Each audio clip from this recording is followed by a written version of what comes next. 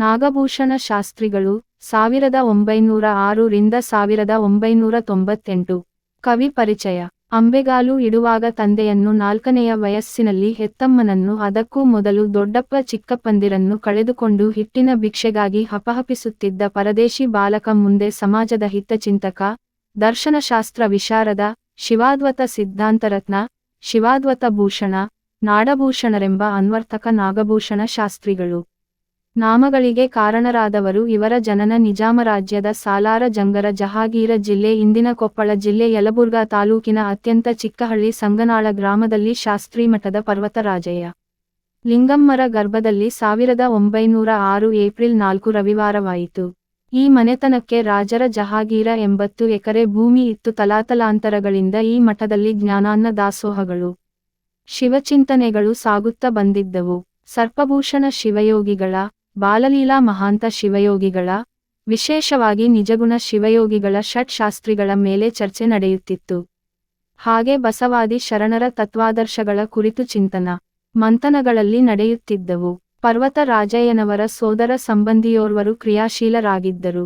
ಗುರಯ್ಯನವರೆಂದು ಅವರ ಹೆಸರು. ಇವರು ದ್ಯಾಂಪೂರದ ಚನ್ನ ಕವಿಗಳಿಗಿಂತ ವಯಸ್ಸಿನಲ್ಲಿ ಕಿರಿಯರು ಹಾಗೂ ಅವರ ಒಡನಾಡಿಗಳು. ಇವರು ವ್ಯಾಕರಣ, ಛಂದಸ್ಸು, ಅಲಂಕಾರ, ಮಹಾಕಾವ್ಯ, ಗಣಿತ ವಿಷಯಗಳಲ್ಲಿ ಅಪಾರವಾದ ಪಾಂಡಿತ್ಯವನ್ನು ಹೊಂದಿದ್ದರು. ಸಂಗನಾಳದಲ್ಲಿ ಎಲ್ಲಾ ರಕ್ತ ಸಂಬಂಧಿಗಳನ್ನು ಕಳೆದುಕೊಂಡು ಹಿಟ್ಟಿನ ಭಿಕ್ಷೆಗೆ ಹೋಗುತ್ತಿದ್ದ ಬಾಲಕ ಪಂಡಿತ ಕಲ್ಲಿನಾಥ ಶಾಸ್ತ್ರಿಗಳು ನಾಗನಾಥನ ಗುಡಿಯಲ್ಲಿ ಹಾಕಿದ ಶಾಲೆಗೆ ಹೋಗತೊಡಗಿದನು. ಒಂದು ದಿನ ಗೊರೇಬಾಳದ ಸಂಗೀತಗಾರರಾದ ಸಂಗಯ್ಯನವರು ದ್ಯಾಂಪೂರದ ಚನ್ನಕವಿಗಳು ಸಂಗನಾಳಿಗೆ ಬರುತ್ತಾರೆ. ಅಂದೇ ಬಾಗಲಕೋಟೆಯ ವೈರಾಗ್ಯದ ಮಲ್ಲಣ್ಣಾರ್ಯರೆಂದು ಪ್ರಸಿದ್ಧರಾಗಿದ್ದ ವೈರಾಗ್ಯ ಮೂರ್ತಿಗಳು ಅಲ್ಲಿಗೆ ದಯಮಾಡಿಸುತ್ತಾರೆ. ಇದೊಂದು ಯೋಗಾಯೋಗವೆಂದು ಪಂಡಿತ ಕಲ್ಲಿನಾಥ ಶಾಸ್ತ್ರಿಗಳು ಸೇರಿದ್ದ ಅಪಾರ ಜನಸ್ತೋಮಕ್ಕೆ ಶಿವನಾಮಸ್ಮರಣೆಯ ಪ್ರಸಾದ ಹಂಚಲು ಚನ್ನಕವಿಗಳ ಶಿವಕೀರ್ತನೆಯನ್ನು ಮಾಡಿಸುತ್ತಾರೆ. ಘನವಿದ್ವಾಂಸರ ನಡೆನುಡಿ, ವಿದ್ವತ್ಪೂರ್ಣ ಮಾತುಗಳು, ವೈರಾಗ್ಯ ನಿಧಿಯ ಆಶೀರ್ವಚನದ ಮಾತುಗಳು ಬಾಲಕ ನಾಗಯ್ಯನ ಮನಸ್ಸಿನ ಮೇಲೆ ಅಗಾಧವಾದ ಪರಿಣಾಮವನ್ನು ಬೀರುತ್ತವೆ. ಹೀಗೆ ಇಂತಹ ಅದೆಷ್ಟೋ ಅವಕಾಶಗಳು ಲಭಿಸಿ ಸಂಗೀತ, ಸಾಹಿತ್ಯ, ನಾಟಕಗಳ ಬಗ್ಗೆ ಆಳವಾಗಿ ತಿಳಿಯಲು ಸಹಾಯಕವಾಗುತ್ತವೆ. ಮುಂದೆ ರೋಣ ತಾಲೂಕಿನ ನಿಡಗುಂದಿಗೆ ದೂರದ ಸಂಬಂಧಿಗಳು ಕರೆದುಕೊಂಡು ಹೋಗುತ್ತಾರೆ. ಅಲ್ಲಿ ಗಜೇಂದ್ರಗಡದ ಕೋಟಗಿ ರುದ್ರಪ್ಪ ಮಾಸ್ತರರು ಪ್ರೀತಿಯಿಂದ ನಾಗಯ್ಯನನ್ನು ಕಂಡು ವಿದ್ಯೆ ಕಲಿಸುತ್ತಾರೆ.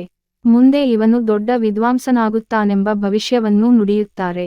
5ನೇ ತರಗತಿಯಲ್ಲಿ ಅಭ್ಯಾಸ ಮಾಡುವಾಗ ಅಕ್ಕನ ಮದುವೆಗೆಂದು ಹೋದಾಗ ಅಜ್ಜಿ ವೀರಮ್ಮ ಇವರ ಸೋದರತ್ತೆಯ ಮಗಳು 6 ತಿಂಗಳ ಶಿವಗಂಗಮ್ಮನ್ನು ನಾಗಯ್ಯನಿಗೆ ಕಟ್ಟಿಬಿಡುತ್ತಾರೆ.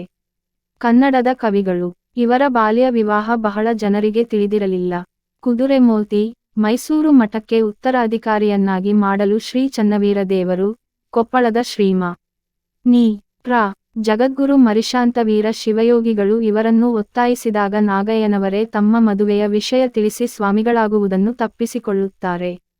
ಹಾಲಕೆರೆ ಅನ್ನದಾನೀಶ್ವರ ಮಠದಲ್ಲಿ ಸಂಸ್ಕೃತ ವ್ಯಾಸಂಗ ಮಾಡುವ ಸಂದರ್ಭದಲ್ಲಿ ಅಲ್ಲಿ ಚನ್ನಕವಿಗಳು ಅನ್ನದಾನೀಶ್ವರ ಪುರಾಣ ಬರೆಯಲು ಬಂದಿರುತ್ತಾರೆ. ಹಿಮಾಲಯದ ವರ್ಣನೆಯ ಬಗ್ಗೆ ಈ ಬಾಲಕನನ್ನು ಚನ್ನಕವಿಗಳು ಕೇಳಲಾಗಿ ಕುಮಾರ ಸಂಭವದಲ್ಲಿನ ಹಿಮಾಲಯದ ವರ್ಣನೆಯನ್ನು ತಿಳಿಸಿ ಚನ್ನಕವಿಗಳಿಂದ ಶಹಬಾಷಗಿರಿ ಪಡೆಯುತ್ತಾರೆ. ಮುಂದೆ ಉನ್ನತ ವ್ಯಾಸಂಗಕ್ಕಾಗಿ ಕಾಶಿಗೆ ತೆರಳುತ್ತಾರೆ.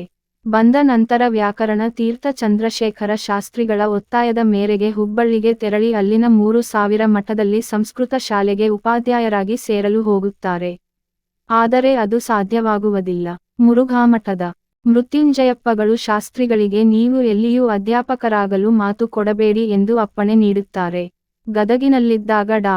ಪುಟ್ಟರಾಜ ಗವಾಯಿಗಳಿಗೆ ವೇದಾಂತ ಪರಿಭಾಷಾ ದ ಕುರಿತು ಹೇಳುತ್ತಾರೆ. ಶ್ರೇಷ್ಠ ಪ್ರವಚನಕಾರರಾಗಿದ್ದ ಶಾಸ್ತ್ರಿಗಳನ್ನು ಅಂದಿನ ಒರಿಸ್ಸಾ ರಾಜ್ಯಪಾಲರಾಗಿದ್ದ ಬಿ. ಡಿ. ಜತ್ತಿಯವರು ಹಿಂದಿಯಲ್ಲಿ ಶರಣರ ಪ್ರವಚನ ಮಾಡಿಸುತ್ತಾರೆ. ಇವರ ಕೃತಿಗಳು 1. ಜೀವನಯಾತ್ರೆ, 2. ಅಷ್ಟಾವರಣಗಳು, 3. ಪಾದೋದಕ, 4. ಘನಮಠದ ನಾಗಭೂಷಣ ಶಿವಯೋಗಿಗಳು, 5. ರುದ್ರಾಕ್ಷಿಪ್ರಭಾ, 6. ಉಳವಿ ಚನ್ನಬಸವಣ್ಣನವರ ಜ್ಞಾನಪ್ರಸಾದ, 7. ಭಾರತೀಯ ದರ್ಶನ ಸಮೀಕ್ಷೆ, 8. ಜಂಗಮ, 9. ಸಂಕ್ಷಿಪ್ತ ಶಿವಪೂಜಾವಿಧಿ, 10. ಅಣ್ಣನ ಆದರ್ಶ ಜೀವನ, 11. ವೀರಶೈವ ತತ್ವ ಪ್ರವೇಶ, 12. ನಿಜಗುಣರು, 13. ವೀರಶೈವ ಧರ್ಮವಿವೇಚನೆ. ಇವರ ಸಂಪಾದನಾ ಕೃತಿಗಳು 25. ಸಂಸ್ಕೃತ, ಹಿಂದಿ, ಕನ್ನಡ ಭಾಷೆಯ ಮೇಲೆ ಪ್ರಭುತ್ವ ಸಂಪಾದಿಸಿದ ಶಾಸ್ತ್ರಿಗಳನ್ನು ಹಲವಾರು ಮಠಮಾನ್ಯಗಳು ಸನ್ಮಾನಿಸಿ ಗೌರವಿಸಿವೆ. ಇವರು 92ನೇ ವಯಸ್ಸಿನಲ್ಲಿ 1998 ಮೇ 25 ಸೋಮವಾರ ಲಿಂಗೈಕ್ಯರಾದರು.